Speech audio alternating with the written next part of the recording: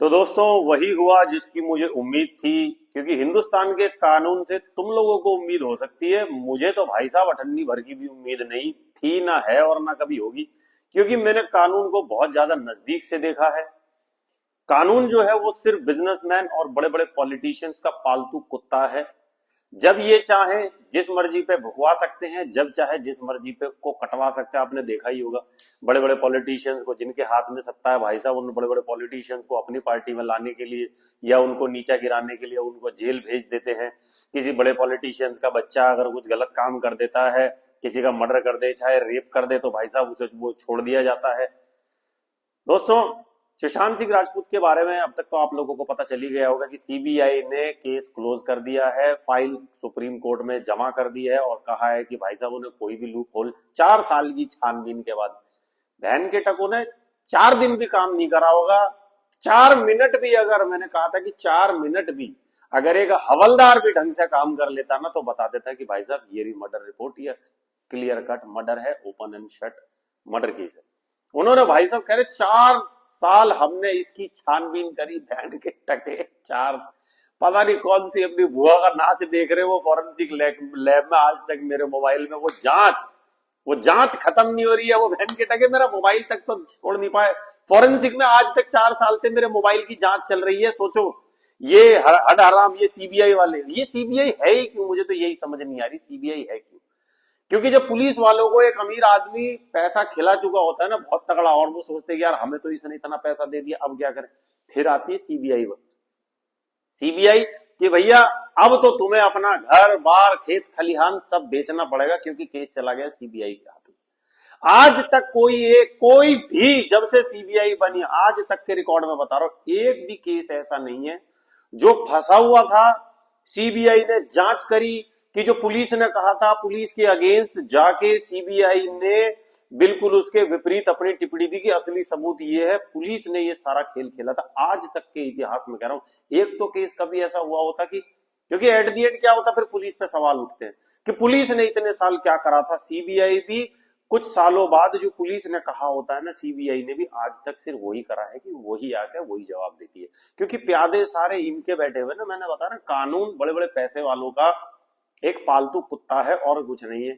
गरीब आदमी कोई कुछ कर दे, अभी कोई बिना हेलमेट के पकड़ा जाए, पुलिस वाला पकड़ ले, वो भी बेचारे स्प्लेंडर को, गरीब आदमी को, भाई साहब मजा ले अगर उसका बिना चालान कटे छूट जाए तो। पैसे वाला हो सैल्यूट होगा जी। चाहे गाड़ी में अंदर शराबें चल रही हो, कुछ भी हो रहा हो, पैसे वाला होगा, पॉलिटिशियन का लड़का होगा, कोई हाथ नहीं रखेगा। सारे सबूत थे सुशांत सिंह राजपूत के कि ये क्लियर कट मर्डर है। चाहे वो कंपाउंडर का इंटरव्यू हो, चाहे वो पुलिस वाले ने किसी एक ने बोला हो, मुंह छुपा के बोला हो। ये तुम्हारा परमवीर बिलिंग जो था, सिंह था, उस टाइम पुलिस कमिश्नर था, कोई पूछने वाला है कि ये कहां है आज की डेट में? इसको देश से फरार करवा दिया गया, बाहर करवा दिया। वो जब, पता नहीं आप लोगों को याद है कि नहीं है, वो सारे के सारे वो सचिन टिचकुले जो 100 करोड़ रुपए का मुद्दा उठा था, आप लोगों को शायद याद हो, अंबानी के घर के बाहर एक स्कॉर्पियो गाड़ी में जिलेटिन रखा पाया गया था। उसके बाद वो जब पूरे केस की छानबीन हुई तो वो 100 करोड़ का मुद्दा तो गायब ही हो गया कहीं से। 100 करोड़ का हफ्ता, वो क्लब वगैरह, वो सब बहुत तगड़ा मैटर उठा था उस टाइम पे। परमवीर जो इतने टाइम से पुलिस कमिश्नर था, उसको भाई साहब इंडिया से फरार करवा दिया गया। मतलब असली मैटर तो कभी पब्लिक के सामने आने ही नहीं दिया गया कि भैया अगर ये पता चल जाए कि ये सीबीआई बता दे कि हाँ जी क्लियर मर्डर है, पहले तो सारे के सारे पुलिस वालों पे बात उठेगी, है ना, कि तुमने क्या किया था, फिर इतने 1 साल तक तुमने क्या मरवाई, अपनी कहां बूंद मराई तुमने सालों। तो वो, और ऊपर से इस पूरे केस में, क्योंकि दिशा सालियान का केस भी इसी से जुड़ा हुआ है, कोई बड़े बड़े नाम सामने आने वाले थे। कितने लोगों को, कम से कम 200 लोगों को, इनके पास इतने वो भी पैसे वाले लोगों को 200 बंदे कम से कम पुलिस जेल में बैठाएंगे। तो ये सब सोचते हुए भाई साहब इन्होंने कहा यार करना क्या है, किसको इंसाफ चाहिए, छोड़ना यार, पैसे वाले लोग हैं, बड़ी बड़ी कंपनियां चला रहे हैं, कुछ लोग तो आधे से ज्यादा बॉलीवुड चला रहे हैं, कुछ लोग जो है वो पॉलिटिक्स में है, तो छोड़ मरन दे यार, क्या फर्क पड़ रहा है यार। 4 साल हो गए, पब्लिक भी भूल चुकी है, चुपचाप जाके फाइल दे देते हैं। इसी फाइल पे 6 महीने बाद देख लेना, बॉम्बे में उन्हीं के पन्ने फाड़ फाड़ के उनके पोले बन रहे होंगे, और पोलो में वो जो भेलपूरी सी नहीं बनती है, वो चना जोर गरम, वो भेलपूरी धर धर के खा रहे होंगे। तो वहां भी इन्होंने यही करा होगा। 400 पन्ने की इतनी मोटी फाइल थी भाई साहब। कभी मैं कह रहा हूं सीबीआई वालों ने पढ़ा तक नहीं होगा कि इसमें क्या है। अरे केस तो तुम्हारा बाप ढूंढेगा इनके बारे में, केस से तो कोई लेना देना ही नहीं था यार इन लोगों को। की इनको ये था पब्लिक शांत हो जाएगी कि सीबीआई सीबीआई सीबीआई में केस चला गया, सीबीआई में केस चला जाता है। सीबीआई वाले भी कुछ भी नहीं है, वो खाड़ है साले सबके सब।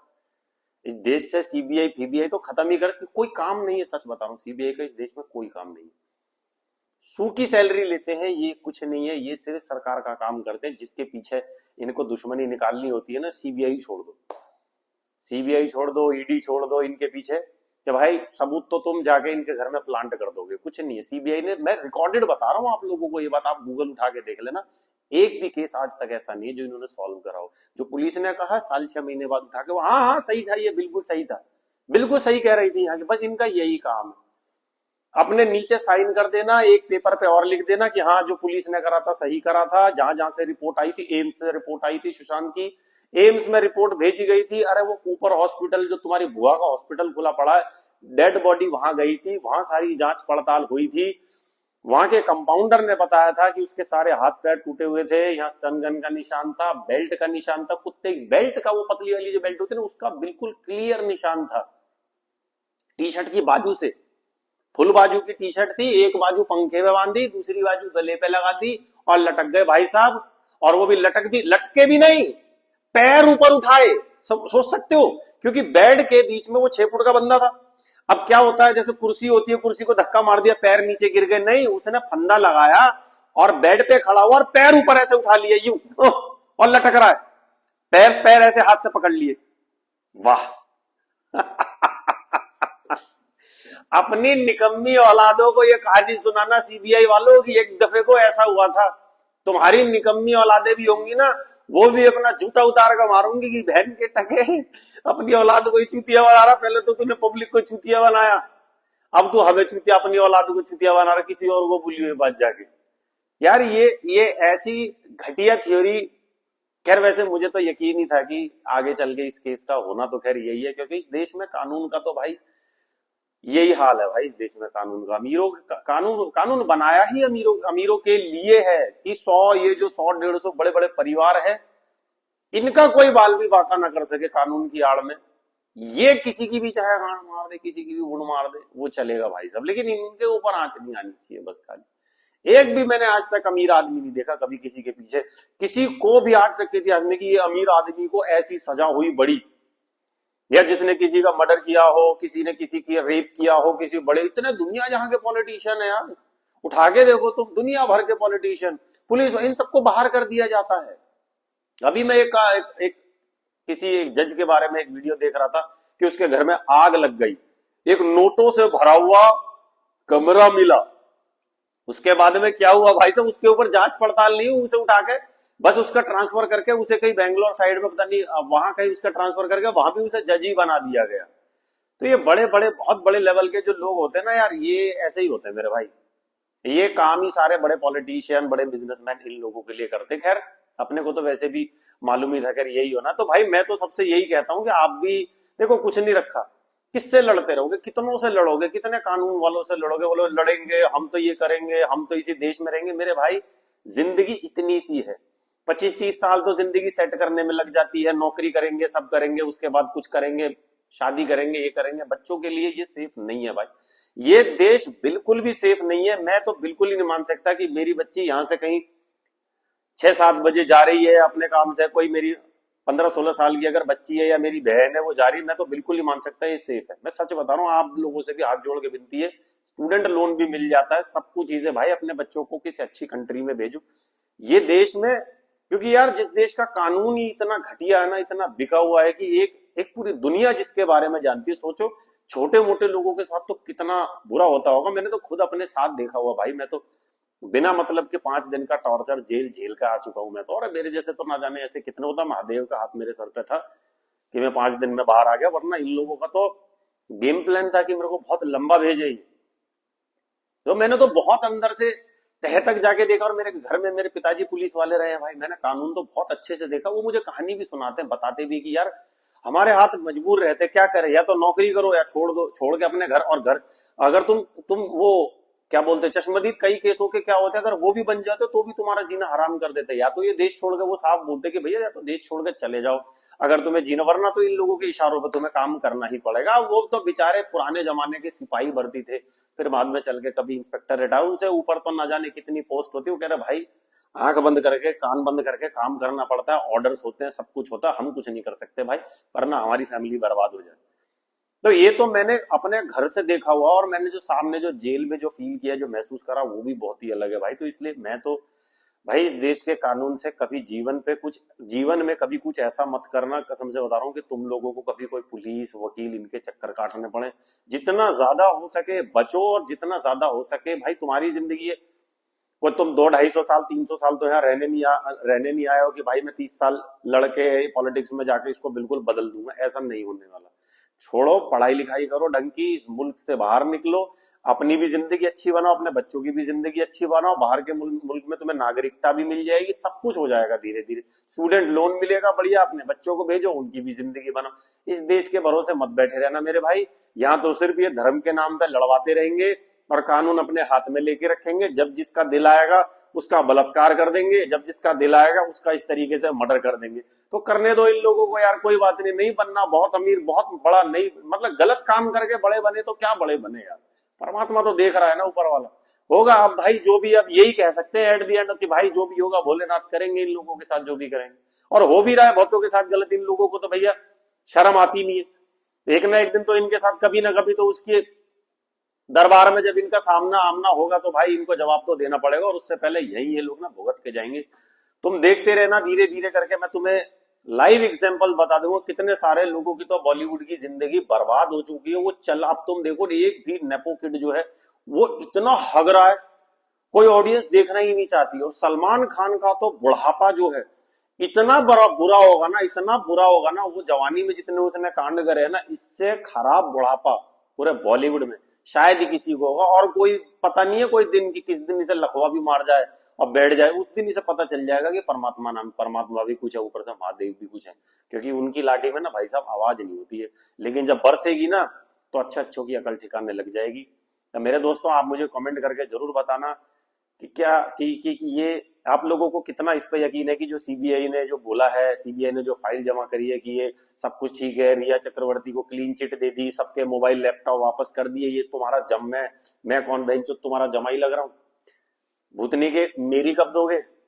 मेरा भी तो जमा करके रख रखा ना, मेरे पे तो आज तक फॉरेंसिक टीम बहनचोद अपनी अम्मा का मुजरा देख रही है, मेरा भी तो फोन था, मेरा भी तो लौटा दो हरामियों।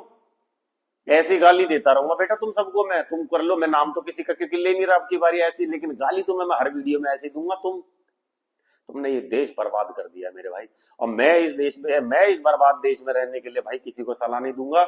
मेरा तो मैं बच्चों की वजह से रह रहा हूँ भाई। मेरा तो जिस दिन उनका अभी थोड़े से कुछ 1-2-4 साल और है, जैसे ही उनका वीजा लगवाऊंगा स्टूडेंट और बाहर अपना भैया बाहर जाके भक्ति कर लेंगे। हम तो भैया भोलेनाथ के भक्त हैं, बाहर जाके भी कर लेंगे, जरूरत नहीं है भाई अपने को यहाँ पर। अगर इस तरीके की कानून व्यवस्था, अगर इस चीज के लिए अगर हम टैक्स दे रहे हैं इतना ज्यादा कि हमें इस तरीके की सिक्योरिटी सेफ्टी मिल रही है भाई सरकार से, तो भैया ना चाहिए, ना चाहिए मेरे भाई, ऐसी सेफ्टी ऐसी सिक्योरिटी नहीं चाहिए मेरे यार।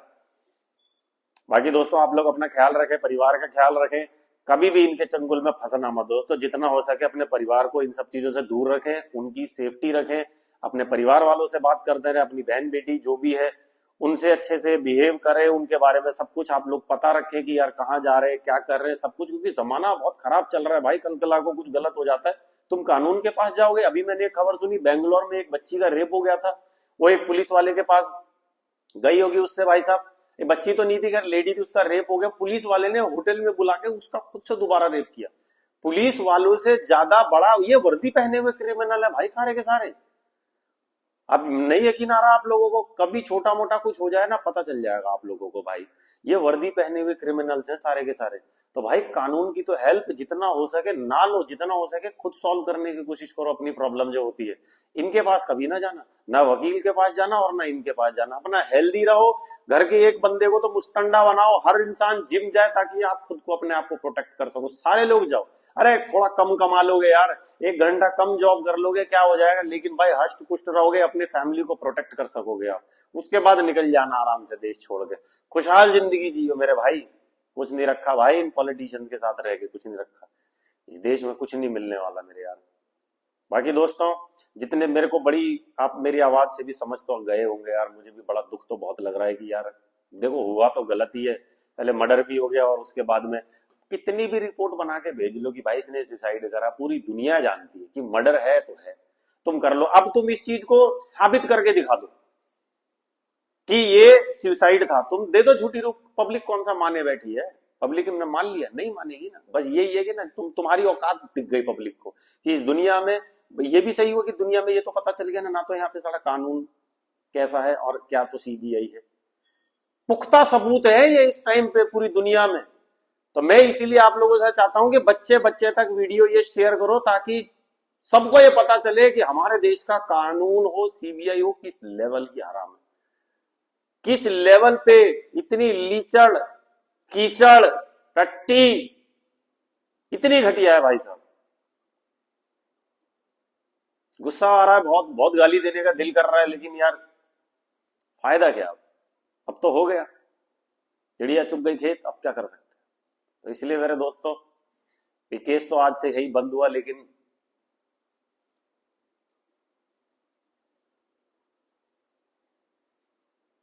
वीडियो पसंद आया तो प्लीज लाइक करो, शेयर करो।